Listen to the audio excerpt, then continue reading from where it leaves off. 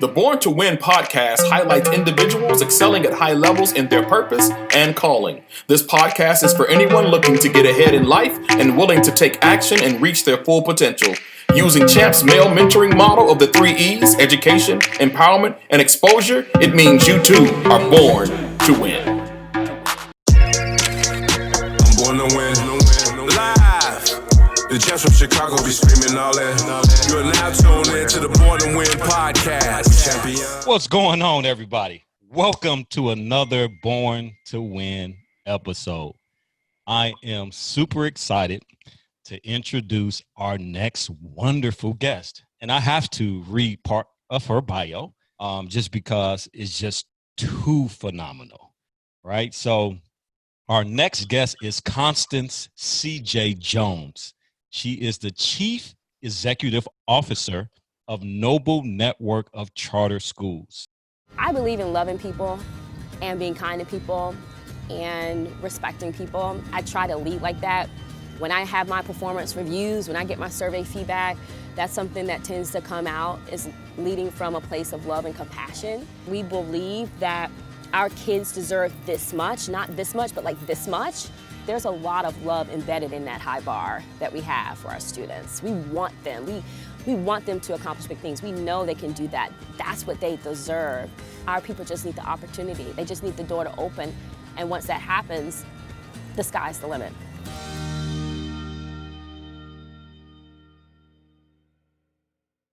Now, I want to just share this because as the CEO, she oversees the strategy, operations, academic results of an organization of over 12,000 students, 1,400 staff across 18 campuses. Do you hear me? 18 campuses. So with that, there's a total budget in excess of $187 million. Nationally renowned for preparing its students, 98% of its students of color and 89% from under-resourced communities. So Constance previously served as Noble's Chief External Affairs Officer and President, where she spearheaded a campaign that resulted in Noble winning the Broads Foundation National Prize for Best Charter School in 2015. She continues to stand out as a coalition leader and advocate for high quality public schools of all types. With her leadership resulting in Noble's continued growth to serve more CPS students, the passage of crucial education funding reform in Springfield in 2017 and Noble's class of 2019, graduating 2,400 seniors, 99% of whom were accepted into college, while earning an astonishing, get this, $491 million in scholarships. So prior to Noble, Constance was the National Development Director at KIPP Foundation, where we met. Yes. And hopefully we get into that a little bit. Mm-hmm. She held sales and operation roles at Johnson & Johnson and Hyatt Corporation. Constance has an MBA from Harvard Business School and a Bachelor of Science in Business Administration from the University of North Carolina at Chapel Hill, where my favorite player, Michael Jordan, went, of course.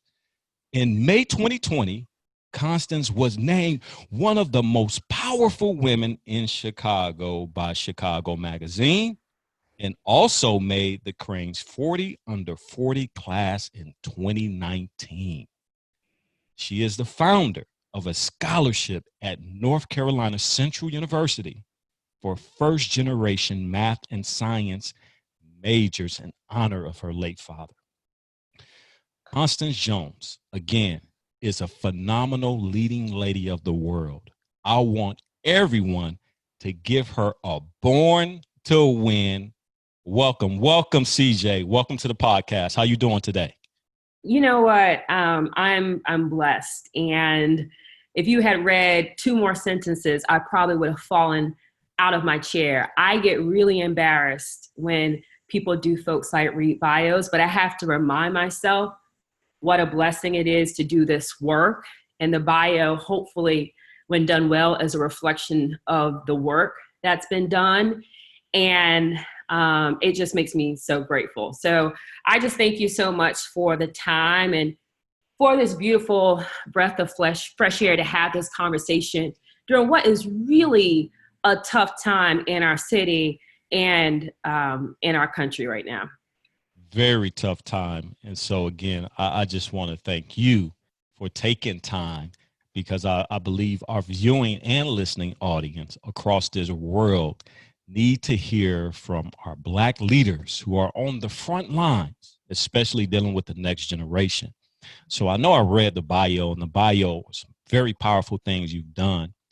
But if you can just describe who you are for those who just kind of like tuned out when I read the bio, but tell the people who you are. What's your story? Well, I would first describe myself as the proud daughter of Shelton Maurice Jones I and Katie Mae Evans in Durham, North Carolina, and the proud granddaughter of Martha and Fred Evans, as well as the proud granddaughter of Edward and Lottie Van Jones.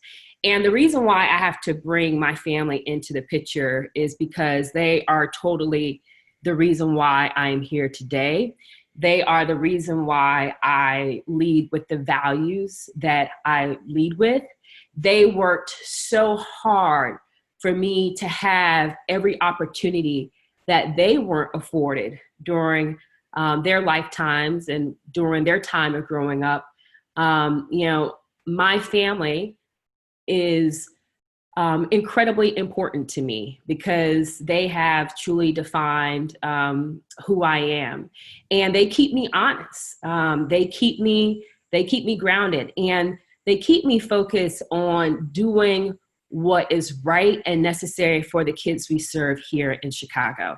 My mom was the only one of 8 kids to leave the farm and go to college. And when she graduated, she became a public school teacher for almost 30 years. She retired a few years ago. Wow. And my dad was a research statistician. As you know, Vondale, he passed away from cancer a few years ago. And he named me Constance, which means the constant due to his love for math. And both of them loved education. They loved teachers. They loved everything that a thriving school brings to a community. And they instilled that in me. And so my professional path has gone in all kinds of directions. I started off in business and got trained in business at UNC Chapel Hill and Harvard. But my heart, my soul, my grounding and my background brought me to education 11 years ago. And I've been in love ever since with this work. And what's so powerful is 11 years ago, we met in New York City, KIPP School Leadership Program, 2009. And the same energy that you bring into spaces today was the same energy you had back then. So it's no surprise to me that you are the CEO of this wonderful institution. But I do know that there have been some roads of ups and downs. And I remember just hearing about your dad and just that whole process and the impact that it had, and how you got in front of all the leaders at the retreat and told your story. And I just sat back and said, wow, this is a special lady. And it's amazing that the fingerprints of your story, your family, the courage that they had is instilled in you. And we see it every single day. So it's an honor for me to work under your leadership, because I know you have a heart of gold, a heart of passion, but you've always been like this. And so if you can just paint the picture, just a little bit of your professional journey, and how did you end up being the CEO of Noble Network of Charter Schools?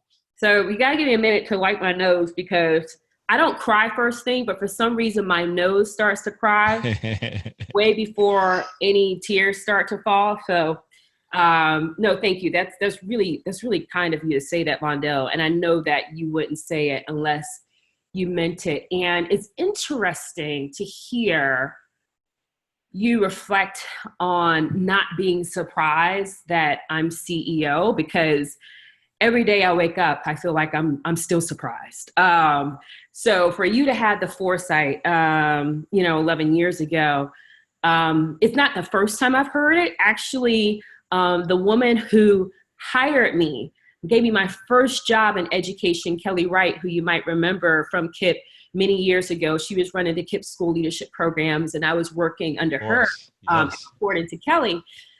I met Kelly, I guess at this point, it was about 2.5 years ago. Yeah, I was just appointed president of Noble, and she was in Chicago. And so we met and we catch up. And, when I became president, it was a big deal. The first woman to hold this position, the first person of color. And so I said to Kelly, when you took a chance on me, hired me I was in the luxury spa industry, folks, working for Hyatt Hotels. And then I was moving over to serve under-resourced communities here in Chicago and throughout the country with KIPP. And I asked her, I was like, did you know 11 years ago when you hired me, you'd be hiring the first president of Noble, of one of the largest charter networks in the country? And she looked me boldly in the eye and she said, yes. And she's another one who does not play. She does. That's right. Lie. She keeps it real. She's not sugarcoating for anybody. One of the things I'm very grateful for is people have always seen something within me that I did not see within me. And those same people have pushed me and motivated me to broaden my wings, broaden my impact, and just serve as many people as I can because I can. And so I have been lifted up by a lot of folks who, again, just saw something in me that maybe I didn't see in myself. A lot of people who gave me a chance. Kelly didn't have to give me that job. She could have hired anybody. But she heard my personal story and she saw my passion for the students and families we serve. She saw my passion and dedication to creating more opportunities for Black and brown people and Black people, and me living and walking in that experience. And that's one of the things that got me here today. It has not been easy. There have been multiple times when I felt very lonely. Leadership is lonely, period. And you add on being the first, whether it's the first woman this, or the first person of color this, or the first Black woman this, it's really hard. It's lonely, but I've leaned on others. I've had to learn the hard way after falling on my face a couple of times to ask for help. My faith in God has carried me through every peak and every valley. And I believe I'm here today for a purpose and for a reason. And I try and lean into that purpose every single day. And what's special about you, Constance, is your ability to be transparent. And I don't know if you've ever heard that, but you're one of the most authentic leaders that we have operating with Black and brown children in our community. And it's not easy to always do, to kind of put yourself out there. And I've seen you time after time after time after time, not just kind of tell people this is how we get through it, but you actually model for individuals. Like if you're struggling with something, you like, hey, this is what I'm struggling with. This is what I'm dealing with. And if we're going to be leaders, I think we have to lead from a place of authenticity. And I see that constantly working in your leadership. And I really admire and appreciate that about you because it's a rarity. But I do want to go back just a little bit, and it's amazing when you bring up Kelly and Terrence, all of those individuals who were there at that time and who would have known that our paths would have crossed here at Noble in Chicago. Obviously, this is my hometown, but you've made your venture as a chief and president and now CEO. What does it feel like every single day knowing that you have a lot of power and a lot of decisions are being made through your desk that's impacting families across the city? Mm-hmm. I feel always, it never turns off, a tremendous sense of responsibility. I know that every decision I make is going to have a profound impact on our students and our families and our staff. And so for a lot of people, that can feel like a great weight, and it could feel very much like just a burden to carry that. I try to look at it from the positive. I believe that since I became CEO, we have been able to make some tremendous strides at Noble. Noble was doing amazing things for students and for families, but how we do those things now and what it looks like in action is different, because we've come out and said very boldly where we stand on diversity, equity, inclusion. We've come out very boldly and said that the experience of our students and families in the building matters. It's not just enough for them to grow their ACT or their SAT scores or get into these colleges, but how they show up every day.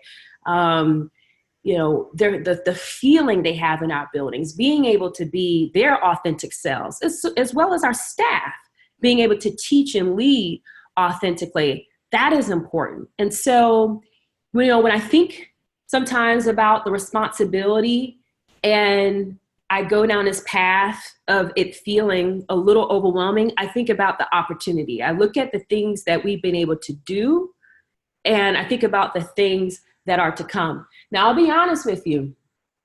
Leading in a pandemic, a couple of times I thought it was going to take me flat out.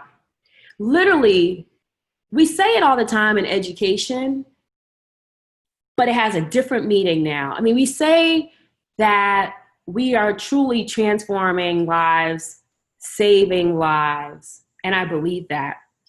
But leading in the midst of a pandemic and knowing that a lot of the decisions you make could expose your people to the virus, which could literally kill them, or not expose them, as a whole nother layer of responsibility, to use that word, that can be a lot.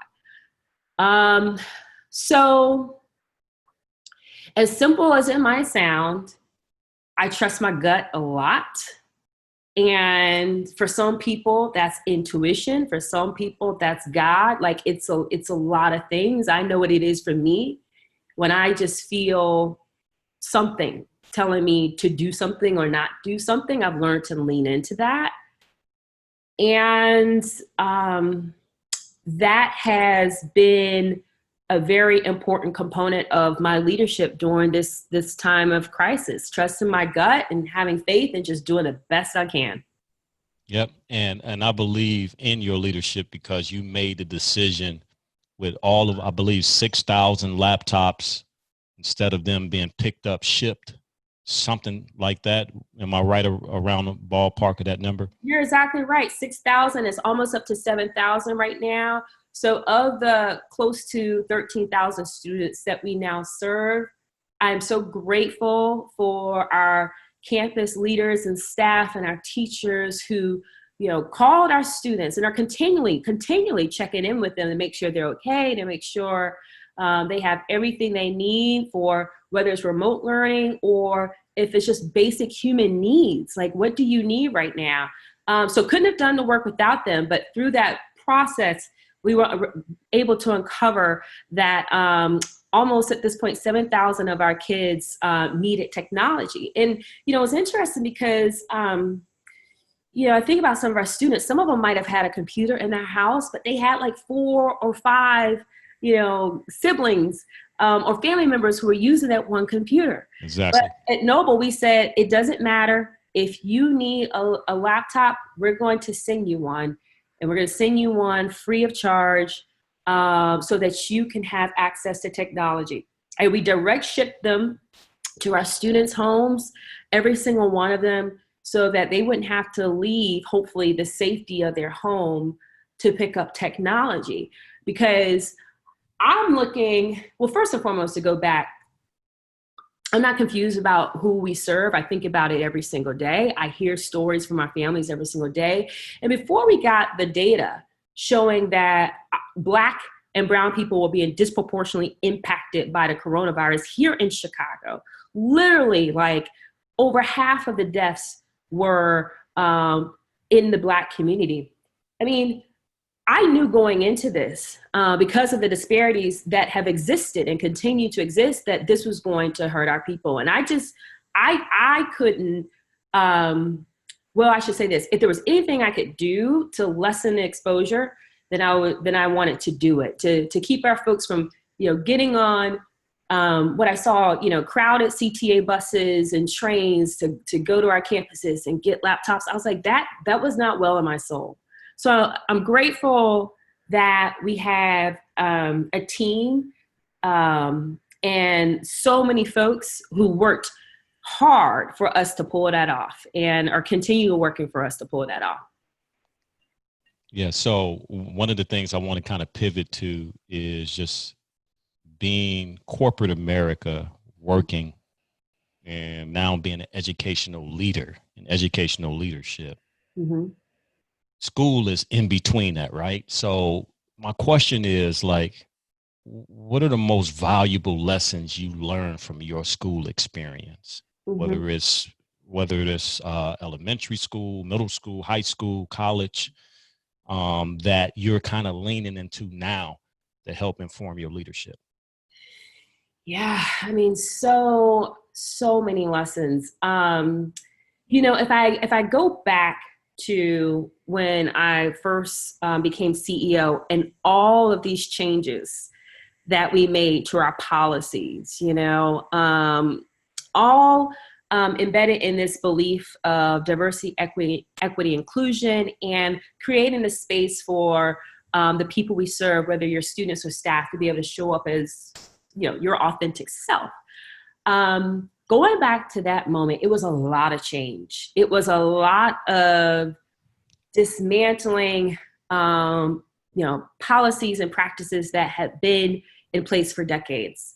And, looking back, it's easy to forget that was a pretty big time. And, I didn't talk about this a lot because I was just focused on moving forward as much as we could. But there were many people who were supportive, and there were many people who were very concerned and pushed back about it. So look, I serve all people, so I have to pay attention to both. It's not like one is right and one is wrong.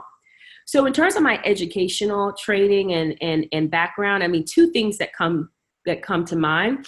One is when I was at Harvard Business School, we did a lot of business cases on change management, and literally dissected companies that were rolling out, big changes, big priorities, big products, big services, or, maybe going in the opposite direction, like, consolidation and change is hard. And we spent a lot of time talking about change and how to navigate change and just best practices. So in some ways, as I think about the educational training that you specifically asked me about, like, there's certain things that I was able to tap into, like my educational toolkit. I also, sometimes the battle is just knowing what to expect as much as you can. So I also wasn't like surprised or confused to see some pushback, or we got to the point of actually operationalizing the change. And then I realized that, like, you got this layer up top, and then you got a ton of other things that you gotta like tweak and change and put into practice. So I knew to anticipate those things, and it proved to be true. The other thing that I learned very much from my educational training communication is everything. You've been at Noble for a long time. So you probably remember when you didn't hear that much from the support team office, or social media was here, Facebook and Instagram were here, but like Noble didn't really have a presence on those platforms, or we weren't, pushing out content and telling our story and providing a space for families and students and alums to tell their story. I just learned you got to be really intentional about communicating with folks internally and externally. And if you don't tell your story, someone else is going to tell it for you.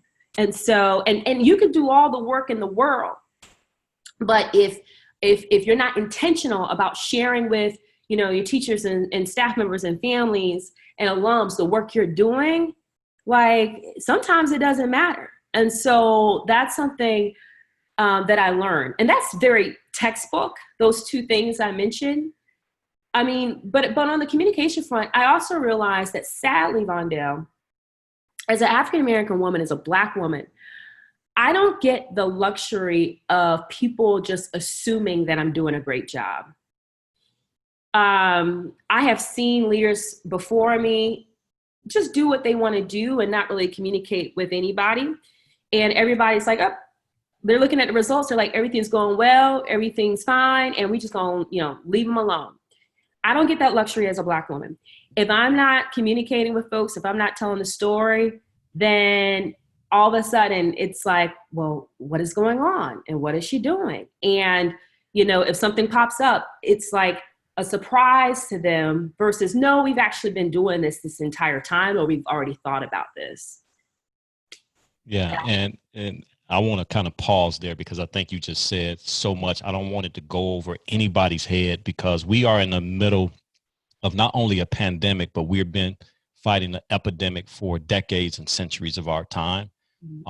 And when you're navigating these chains of leadership, you get more eyes on you. Some people are for you. Some people are rooting against you. How do you navigate that as a transformational leader to ensure that you're not just being transactional to check the boxes off, but you are actually leading from that authentic place of leadership where you are being you, right? And you're saying, hey, I want to live above reproach. I want to go above and beyond, but I don't want to walk in fear or intimidation because of the color of my skin. How do you navigate that? Yeah, great question. So two things come to mind. One is, and I'm a person who's about simplicity. So a lot of the things that I say are, I think, simple to say. They're tough in practice because a lot of people struggle with it, right? So for me, first and foremost, I know I'm going to be fine. I know I'm going to be fine. And like I said, that comes from a variety of things. It comes from life experiences. It comes from going through some really, really tough stuff and being able to come out on the other side and say, like, I'm a warrior, I'm a champion, I'm a survivor, I'm covered. So regardless of what may come, I'm going to get through this. All right. And again, my faith is a very big part of that. And the reason why a simple statement like I'm going to be fine is, I think, incredibly important is because it really does empower me to then make the bold decisions, upset people. Because if you're changing things, good things, great things, you're going to upset a lot of people. And I've struggled over my lifetime with, wanting to be liked and needing to be liked and seeking a lot of my value through other people liking me. And I've gone through some recent life moments where I realized, you can't get your personal value from what other people think of you. It's just not good. It's not going to work. So yeah, part of it is just knowing that I am going to be fine. And that empowers me to take some bold, courageous steps that need to be taken. The other thing that is important to how I lead and the decisions I make, very important, is just being proximate to the people we serve. it is very easy for me not to talk with, communicate with a single student or family member. A lot of leaders end up like doing just that. And that's unacceptable to me. And it also, I believe, would stifle the progress that we're able to make as an organization if I'm not continually listening to people and gathering their feedback. So, for example, students and parents and, and grandmothers and granddaddies and aunts and uncles, they email me all the time. I email them back. If if I can't directly address whatever the concern is, because I just don't know the context of what's happening, I find someone who can. And again, grateful for a team. But having that proximity to the people we serve is very important for my decision making. And, you might be aware of when this pandemic started, we launched this Noble Family Support Fund for our families to provide relief for our families that are experiencing incredible hardship. And so we were out here very quietly over the past several weeks raising philanthropic dollars for that. And we're really fortunate to raise hundreds of thousands of dollars for that fund. And, I have a great team, and I could have, delegated the task of the person receiving the requests and reviewing the requests, approving the requests to, anyone. Mm. But I wanted to do it because I knew I needed to see, in order to make decisions that were appropriate and sound and good for our families during this time of national and world crisis. I needed to see in black and white what they are going through. And that's what I see at least 3, 4, 5 times a day, sometimes more, when I'm reading stories from our leaders who submitted these requests from noble families to me. And that keeps me proximate. It keeps me encouraged. It keeps me just motivated to do as much as I can. And it keeps me grounded in the real experiences of what our people are going through, particularly during this time. Yeah. And I think, it's really special. Even how we got the email the other day from you. You sent the email to Ms. Dean and I, just saying, hey, I heard about Gary Comer meeting up with parents virtually. And those types of things go a long way. And even real time, while we were meeting with parents, Ms. Dean was like, hey, y'all want to meet it every other week? And they was like, yeah. And so we had another meeting yesterday. Oh, and so I do think there is some truth in making sure that you are connected in the community with individuals that you're serving every day to really hear, and it don't always fit in buckets, right? It's just like, man, this is what I'm dealing with. This is life. It's hard. It's difficult. And you pack that on top of just everything that we've been hearing in the news. It impacts us personally, professionally, in our daily walk, whether we, are walking spiritually with the Lord or we're not. These types of traumatic experiences that are coming almost 100 miles an hour nonstop impact us. And it's really important, to make sure that we are staying close in proximity with individuals that we're serving and hearing the heartbeat of what's going on, because I do think that the media portrays the narratives and stories of us unfairly. And we have to get in control. So going back to something you said earlier about communication, like being on social media, and you said you have to be intentional. And that's what I've seen. I've been at Noble for almost 10 years, and I've seen the leadership that you brought into the space. I've seen, not just heard you talk about diversity, equity, and inclusion. I've seen you make sweeping changes that have gotten some people out there sitting like, hold on now, this is not Noble. Well, yes, it is. And this is the Noble that we should have had some time ago. But it takes bold moves like that, right, to be, again, authentic in your leadership. But one of the questions that I have for you is what keeps you up at night? Yeah. Man, I do try at the end of the day to just turn it all over to God and be like, I've done the best I can. Please let me get a good night's rest so that I can rest and renew and get up tomorrow and do it all over again. But like the reality is that doesn't always happen, right? The things that keep me up at night is really the health and safety at this time of our people. And so, as you know, my family's in North Carolina. And I worry about them constantly. Would anyone know it?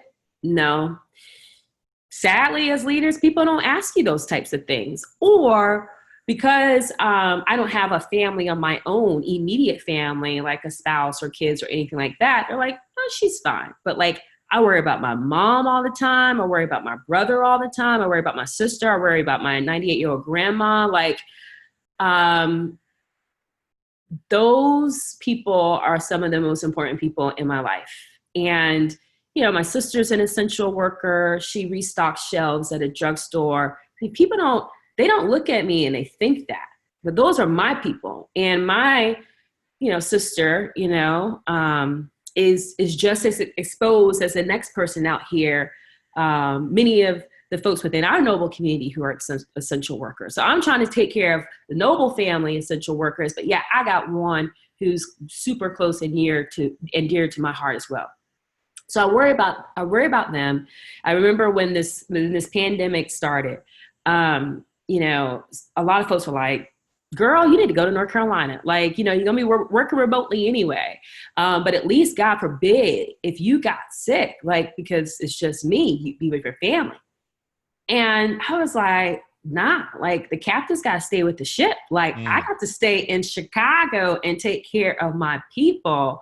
And there's something about, for me, speaking my experience, not speaking for anybody else, there's something about being in the space and being able to look out my window or get in my car and, just see Chicago helps me lead Chicago. So, I mean, you're always making these sacrifices as leaders, right? I'm blessed that I've been healthy. I'm going on 76 days, in quarantine, which is crazy when you think about it. But yeah, I mean, the things that really keep me up at night are really the health and safety of my family, and then our noble family. I hear stories all the time, sadly nowadays, about sickness, about death, or just tremendous hardship and struggle due to a loss of income or whatever the case may be. And but I just try and do whatever I can. I really do, and try to sleep peacefully, knowing that. That's so awesome. So who are some of your influences, mentors growing up, people who have really made a deep impact on your life? I know you talk about your father a lot. I hear you talk about your mom, your grandmother, your family.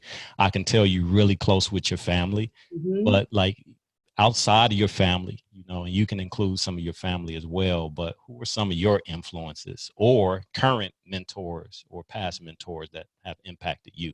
Yeah. So, gosh, I mean, it literally is a village. It is a village that has got me here today and keeps me standing here today. And so I'll name a couple and then I'll cut it off, there. I could go on and on and on. First and foremost, I have been surrounded by some phenomenal women. Phenomenal women. Yes, I've experienced some of the things that other women have experienced with women not supporting each other. But like, I don't even focus on that because I acknowledge it exists, but it's just not a place I choose to give my energy because I've had so many phenomenal women help me. So I mentioned Kelly, and Kelly is a white woman. We could not be more opposite. Who gave me my start, who gave me my chance in education. And I will always, always be grateful to her for that. And she not just opened a door for me, but then she provided these opportunities for me to continue to learn and grow at KIPP. And I got promoted like 3 times within 6 years. That doesn't happen oftentimes to people or folks, who had my, non-education background at the time. And I'm really grateful. But then I also think about Black women in my life who have really lifted me up. One that comes to mind she's one of my best friends from college. Her name is Candace. And man, Candace would give you some brutal but loving feedback. Like she it's not one of those things she's grown into. She's been like this since she was 18 years old. And I don't understand it, but like she was just born like wise. And everything from like my first breakup after college, I was laid out on the floor, crying, snotting at the nose. And she let me do that for a little bit. And then she said to me, Constance, why are you crying like this over someone who doesn't want you? And I was like, ugh, okay. I was like, okay. And like, she told me that story when I was like 21 years old, and I haven't been the same since. Cause why? And then fast forward, when my dad was diagnosed with cancer in 2014, I mean, I was devastated. And she wrote me this letter, and I have it somewhere, but I haven't put the effort to finding it, but I want to find it one of these days and like frame it. But she said, Constance, I know this is hard, but I want you to lean into the lessons. There's so many lessons you can learn from going through this experience with your dad. And one day you are going to be able to share those lessons with others. Like that really resonated with me because what motivates me is helping others. And so I was like, okay, if I can take this traumatic experience and this devastating experience and turn it into good, okay, like, all right, I can do that. Doesn't mean it's gonna be easy, but I can do that. So she's great. And she's really been my rock in a lot of ways. And then, on a different note, there's so many phenomenal Black women leaders here in Chicago. I mean, just phenomenal. I don't know if there's another city that's like this, and it's one of the top reasons why I just love Chicago, and I will be in Chicago until forever. One of the ladies, her name is Phyllis Lockett, and she is the CEO of Leap Innovations. And it's interesting. We've walked very similar paths, both personally and professionally, but Phyllis is about 20 years older than I am. I think that's right. I'm pretty sure. She's gonna kill me if it's not. She's about 20 years older than I am. And man, I mean, like, love is like you're going through a tough transition at work. I remember when I first became CEO, and it was just like I was working just crazy hours, 7 days a week. And, because of, like I said, a lot of the changes and things that were happening, a lot of folks didn't like that. And I remember having this particularly messed up situation that I was dealing with. And I remember talking with her about it on a Sunday night. And then I remember I got up the next morning, worked out, did my whole thing. And then at 6:45 in the morning, my phone rang, and it was Phyllis. And she was like, I thought of one more thing I got to tell you before you start your week. Like, I will never forget that moment, because she knew, like, what she told me. I'm like, I'm glad you called me and told me that, because that, literally is what I employ. But that's love. She didn't have to do that. She didn't have to talk to me on Sunday night to begin with. And then she didn't have to circle back first thing on a Monday morning. She's a whole CEO of her own organization. Right. And then she called me to make sure I was set up for success. So, like I said, I'm only going to give you 3 technically with Kelly, because I could go on and on and on. I think I'm really fortunate to have some amazing women in my life. Thank you so much for sharing.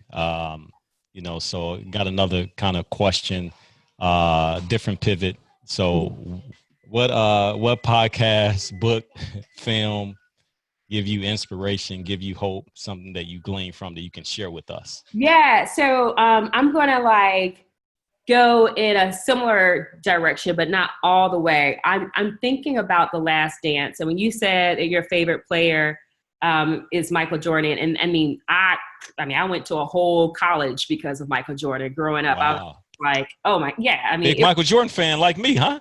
Oh, I'm huge. I'm a huge Michael Jordan fan. Like, people don't understand. And like, you didn't ask me this, but I have to say it now. We're talking about Michael Jordan and basketball. I come from a huge basketball family, and Okay.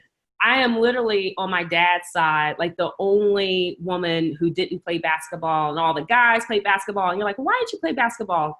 Honestly, I was physically just not strong enough to play basketball when I was growing up. I had a lot of challenges with my knees, and my dad was like, honey, like, just, we're going to stick to these other things. Cause I would have seriously hurt myself. Cause I just was so weak in my physical body. It's one of the reasons why I work out so much now, is because I know what it feels like to feel that way.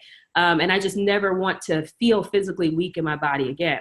So anyhow, I didn't play basketball, but I come from a big basketball family. And like, it's the reason why I went to UNC Chapel Hill, one of the main reasons why. And like, I got cousins right now that play in the WNBA and play overseas. And one of my cousins just graduated from the University of Maryland, and they play basketball there. So it's a big deal. But, I think about The Last Dance because when I found out that was like coming on, I was like obsessed, like every Sunday night. And I was mourning this past Sunday night because it was the first Sunday night over the past 6 weeks where we haven't had.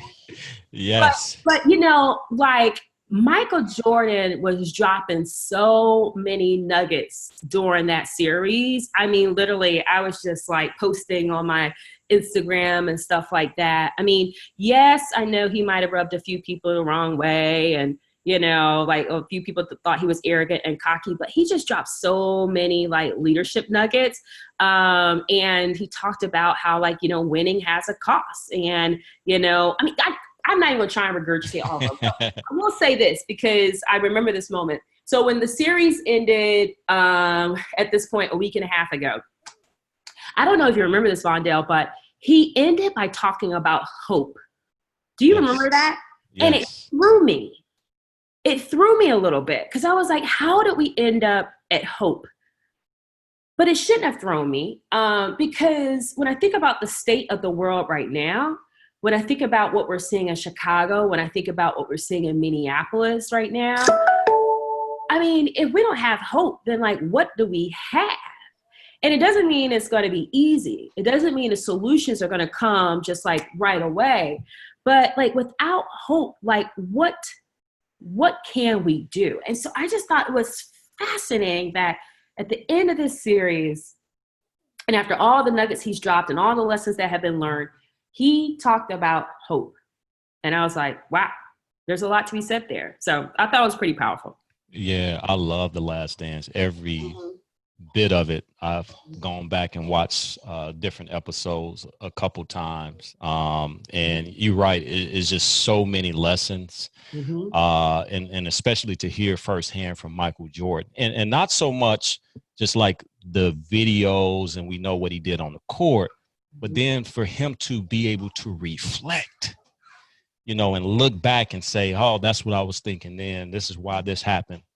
But hey, I wanted to win at all costs. And when he said that, he was like, it comes with a sacrifice. You got on this team and you don't know what winning is like. And so if you want to win, you have to be able to live up to these expectations. And I love that because we see 6-0. We see what it took. It's not just pretty banners hanging up in the United Center, but it was work. It was sacrifice. It was sweat. It was rubbing people the wrong way. It was reconciling. It was a lot that went into winning. So thank you for sharing that. Yes. Kudos on The Last Dance. That's my favorite, my new favorite. That's great. So let me ask you this. How has a failure or apparent failure set you up for later success? And do you have a favorite failure of yours? Favorite failure. So any leader, if they're being real, will tell you that like, in order to be successful, you've got to fail, period. End of discussion. When I think about my time at Noble, in the early days. So when I first started in 2015, 2016, I was the chief external affairs officer. I reflect back to that time and I think of many times when I'd be sitting around this leadership table or part of these discussions and I chose to keep my mouth shut. I was the only woman in the room, the only person of color in the room. I was still learning the organization. And I honestly felt very insecure about a lot of things. Noble has a lot of great people, intelligent people. So sometimes they'd be speaking a language that I just didn't understand. And then I felt if I asked the question that I looked like a fool. And I know there were moments when I should have spoke up about, things that we were doing, policies and things that I just didn't sit well in my soul. And I didn't speak up because I was scared. And so I consider that a massive failure. And that's on me. It's one thing to speak up and then like not be heard, but it's another thing to just sit there in silence. Right. So what I know now that the change is possible because we've done it. So that sits with me because maybe that change would have been possible back then if I had said something. Maybe not, but we'll never know. It's like Michael Jordan said, like the shots that you don't take, that whole quote, Yep. I will never know. But I know it's possible because I see it now. Wow. That's so powerful. So, and in conclusion, I've asked every podcast guest this same question. So if you had a billboard where millions of billions of people will see it, what words would you write on that billboard, and tell us why? Got it. You might know this is coming, but quote that my dad used to say, no matter what you're going through, there's always something to be grateful for. I really, truly believe that. And, I got my grateful bracelet that I wear with me all the time to remind me of that. No matter what happens throughout the day, and no matter what challenge I encounter, there's always something to be grateful for. And so I just ground myself in that every single day. That is so awesome. It's always something to be grateful for. Mm-hmm. You can look at the world through the lens of pessimism or optimism. And when you look through the lens of optimism, you will find something around you to be grateful for. Mm-hmm. And so my last question for today is, next 3 to 5 years, where are you going? What's the direction of Noble? Mm-hmm. Kind of just spill the beans to us, please. Yeah. I don't know if there are any beans to be spilled. I'll do my best, though. I mean, here's the thing, Vondale, someone asked me this question a couple weeks ago, actually. And it's one of those things where, honestly, I mean, my life has not gone the way that I planned it out 10 years ago. And so I feel so silly trying to answer that question now because I'm like, well, if the present and the past is any indicator, I have no idea what I'm doing and where I'm going. Now, what I believe remains true and will hold true is my values and my passion and my purpose. So I am super passionate about helping people.